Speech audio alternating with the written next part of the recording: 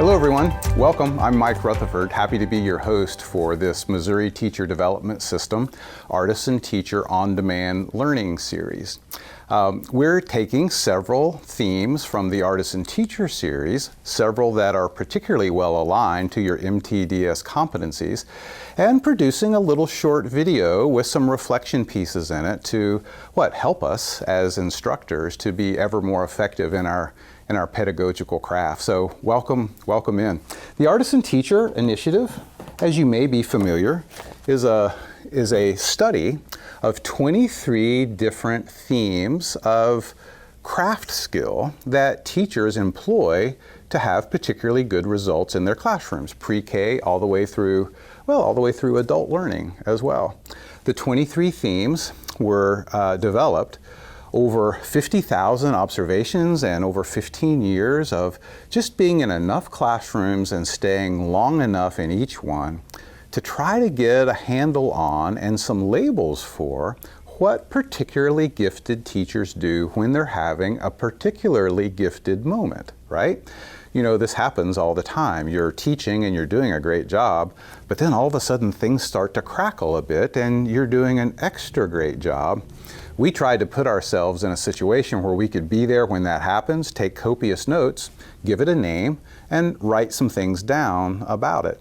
We're going to, in this series, take several of those artisan teacher themes that are most aligned to your MTDS competencies and provide a little video segment that will help you to remind yourself and be more aware of how you use these things in your own classroom instruction. Today's episode is on an artisan teacher theme called connection. Connection is the ability of the teacher to take what he or she wants to teach today, and instead of teaching it directly, teach it by connecting it to something that's already in the student's past learning or experience. Let's take a little brain science moment. If I grab my model of the human brain, then one of the things we know is that as we learn, children and adults, our brain creates mental networks. We call these schema. So a brain building a schema is a brain learning. And when teachers approach the day with connection in mind, very simply, here's what they do. Instead of saying, today I'm going to build a new schema inside my student's brain so that they can understand something, right? We say, I'm going to attach some content to a pre-existing schema, something that my students already know, something they've already learned, something they've experienced in their lives. And we know that when we connect what we want to teach to schema that students already have, well, the learning accelerates. It's faster, it's deeper, it's easier to recall, it's easier to transfer to broader and more general learning targets in the future.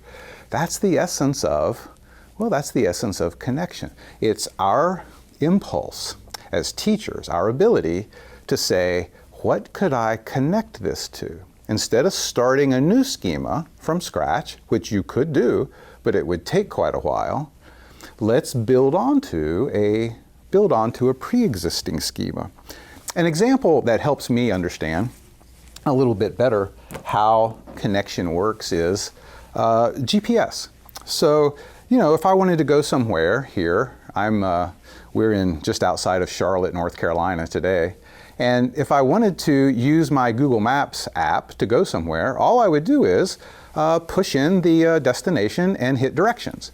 And what Google Maps would do, it would access where I am, and it would give me a route. It would say, go here, turn left, go a half mile, turn right, merge to the left, take the right fork at the road, go 300 feet, make a legal U-turn, right? You've used those before.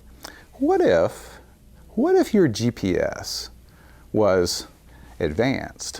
What if it not only knew the route to get you from where you are to where you wanted to go? What if it also knew what you knew? What if your GPS could link up to your brain and say, where does Mike know how to go already? And how could I use that to optimize telling Mike where he needs to go to get there? In other words, maybe GPS 2.0 works something like this. I push in my destination, I hit directions, and my phone says, calculating, and it's reading my own schema and saying, hey, Mike, where you want to go is really close to that Wendy's that you went to last week to get the Frosty at about 5:30 in the afternoon. Do you remember that? If you can go back to that Wendy's, all you have to go is 300 more feet down the road and turn left, and there's your destination. See how much faster that would be? So connection is the teacher's ability to not only know the route to get where we want to take students, but to know what they already know, so you can connect to what they can already do. And boy, does that ever accelerate learning and deepen it and make transfer more available. Let me ask you to generate an example of that. I'm going to let the screen go away for about 10 seconds. And what I'd like to ask you to do is just hit pause on your video and generate an example or two for extra credit of how connection works. Now, the only example that's off limits is the GPS 2.0 example, where your GPS not only knows the route, but it knows what you already know so that it can sharpen up those directions and speed up your progress to attaining your goal. Can't use that one. Any other examples, though, are fair game. Take a moment or two, generate some examples from real life that model the concept of connection. And then we'll take the next step. See you back in a minute.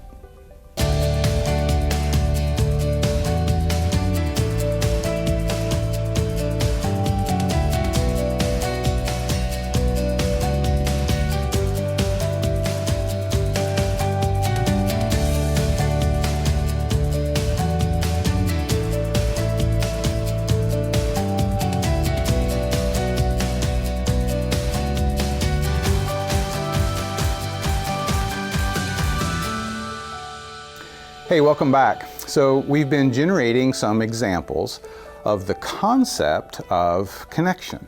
And that's important, right? Because we don't want connection to be just a set of techniques that we follow like a recipe. We want to learn to use connection as a concept that will accelerate our students' learning. So, hey, thanks for your good effort on that. Now let's turn our attention to going inside classrooms, and let's generate some specific examples of how specific teachers have connected specific parts of their content to past learning and experience of students. Sometimes to understand how a concept works in nature, it's a good idea to generate examples of the applications of the concept. So that's what we'll do next. Let's just roll through some classroom examples of connection that I think illustrate the concept pretty well. Hey, the first one I'd like to share with you is called Love and Hate. Here's how it works. I was in a teacher's classroom once, and she was teaching the rule of multiplying numbers with positive and negative valences. And so you know the rule, right? If you take a positive and multiply it by a positive, you get a positive. A positive times a negative is a negative. A negative times a positive is also a negative. But somehow, magically, a negative times a negative ends up being a positive. So listen to how the teacher approached this. I was really so glad I was there watching this. It made a lot of sense to me. She said, boys and girls, remember this. Love is positive, and love will always be positive, and love will never be negative. And hate is negative, and hate will always be negative, and hate will never be positive. And then she went through the 4 examples, and she started labeling it. Listen to what she said. She said, so if you love to love, you're a lover. If you love to hate, well, then you're a hater. If you hate to love, you're also a hater. But if you hate to hate, that makes you a lover, right? And I just remember that example of what, to my mind, what a good connection. The teacher took what she wanted to teach, right? The rule for positive and negative numbers being multiplied. But instead of just making it a rule, right? Here's how I learned that. If the signs are the same, then it's going to be positive. If the signs are different, then it's going to be negative. But you know what? If you learn it just that way, you know what you don't understand as a student? You really don't yet understand the concept of the negative of a negative, right? how possibly it could be that a -3 time or plus a negative or a -3 times another -3 could actually be a +9, right? That's actually a pretty good leap conceptually. So the beauty of this example is it gives us an insight into the understanding of the negative of a negative. If you hate to hate, then it's not hate, it's love. And that's a pretty cool example, I thought. I wonder where she was when I was growing up through elementary school. Another example I would share is I was taking a golf lesson once, and the instructor said, every good golf swing starts with a good stance. And so here's a connection that he taught all of us in the class. He said, a good golf stance starts with your feet slightly wider than shoulder width apart. And then he said, pretend you have 2 big bags of groceries in your arms, and you're getting out of the car. And you don't have anything left to shut the car door with except for your backside. So he had us do that move, right? Feet wider than shoulder width apart, flex your knees a little bit, grab the groceries, now shut the car door with your backside. Boom. And then he said, drop the groceries, pick up the golf club, and that's the perfect stance.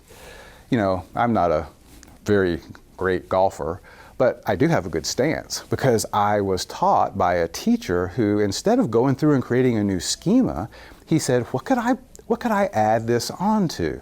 What does Mike and the other golfers in this class, what do they have in their brain that I could connect to make this memorable?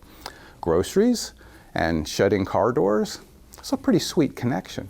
I was watching a football coach once working with the quarterbacks on a high school team, and he was teaching them how to follow through. And what he said was, he goes, when you release the ball, right, when you throw it, trace with your index finger, trace a C in the air. So let the ball go and then a C.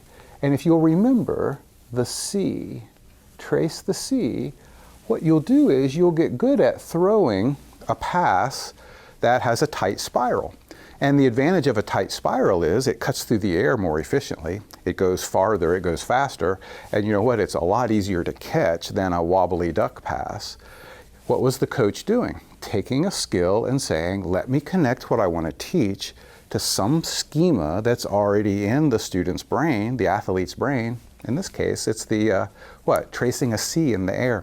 I was watching a geometry teacher once teaching perimeter and area, and she simply pulled out a picture of a backyard with grass and a fence. And she goes, remember this, that the perimeter is the fence.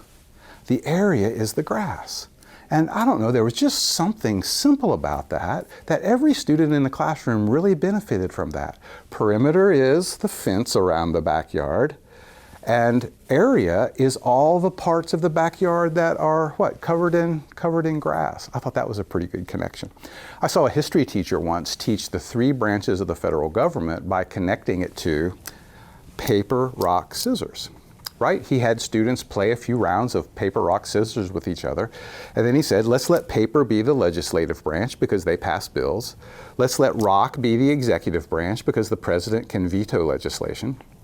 And let's let scissors be the judicial branch because they can declare legislation unconstitutional, right? And cut it right up. And I thought to myself, what a really cool way to teach those 3. I thought back to how I learned the 3 branches of the federal government. I think I just memorized it, and I think I maybe did a worksheet, and I think maybe I drew a diagram. All those were pretty good. But if I had had paper, rock, scissors, I think I could have remembered it even better. Another example is I was watching a science teacher once teach about liquid molecules. How does a liquid behave at the molecular level, right? Solids, liquids, and gases. They all behave differently at the molecular level. And the teacher was teaching how liquid molecules behave. And it was in a 9th grade class, and it was right at the end of the class period. And the teacher said this, in a moment the bell's going to ring and you're going to go out into the hallway and we're going to have a class change. And when you're out there in that crowded hallway, you're going to be a lot like a liquid molecule. You're free to move around, but you're also very tightly packed with other molecules around you. You have to take the shape of your container, which in this case would be the hallway. I could just see the students' brains making that connection. Liquid molecules behave a lot like students behave when they're in a crowded hallway during a class change. Get the idea? The process of connection is step one, take what I want to teach today, and step two, say what's already in the student's brain, what schema is there that I could connect to. Come over and let me show you one more diagram that I think is helpful in this regard. This is an illustration that's in your Artisan Teacher Field Guide. It's just a picture that helps me remember how connection works. So connection is when the teacher teaches content by connecting that content to a PLE. PLE stands for past, learning, and experience, right? So I want to teach you how to throw a football. I'm going to connect it to something you already know, how to trace a C in the air. I want to teach you about molecular thermodynamics in the liquid phase. What am I going to connect it to? I'm going to connect it to a crowded hallway and a class change. I'm going to teach you about how to multiply positive and negative numbers. What am I going to connect it to? A past learning or experience that you already know about love and hate. So those connections are there. Now notice that when a teacher makes a connection, sometimes the teacher's connecting to a PLE that's already there, and sometimes the teacher's connecting to a PLE that the teacher just put there, right? Does that make sense? Think about the paper, rock, scissors example. The teacher didn't say it's just like paper, rock, scissors. The teacher said, let's play paper, rock, scissors. So the teacher was putting that schema in the brain of the student and then 10 seconds later using it to connect back to. Hey, let's take another quick processing break. And now what I'd like to ask you to do, same thing, push pause, and in your mind, and jotting down some notes, now let's generate specific examples of how you might apply connection to the content that you teach. Your age, your grade level, your subject area. We're not making examples of the concept of connection this time. We're generating applications of how could I use connection. And so really it's going to be this content connects to this schema, but this content connects to that schema. Let's just take a moment, a brain break, and just generate as many examples as we can in a few moments. And when you've got a few in mind, then click play again and we'll start. Thank you.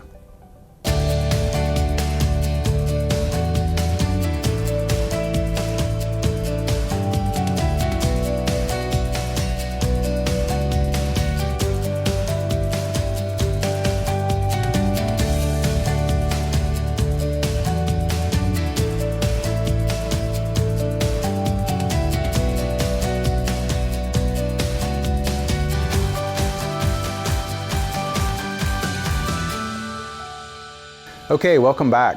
Hey, thanks for your good work today on this on-demand learning piece.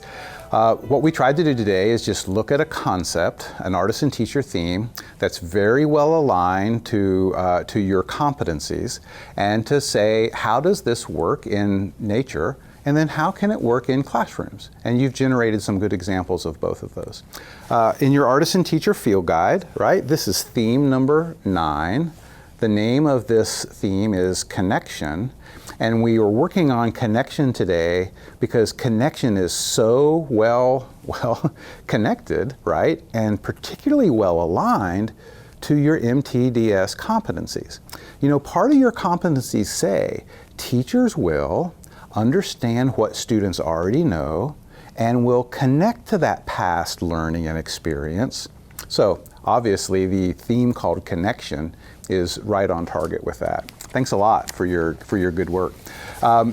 Stay tuned. We're going to have several more episodes in the series where we'll take a look at other artist and teacher themes, and we'll put those together and show how they connect to some of your MTDS competencies. Hey, I'm Mike Rutherford. It's been a pleasure to be your host for this on-demand learning. We're excited to join with Missouri Teacher Development System and Artist and Teacher to bring you this on-demand learning experience. See you later.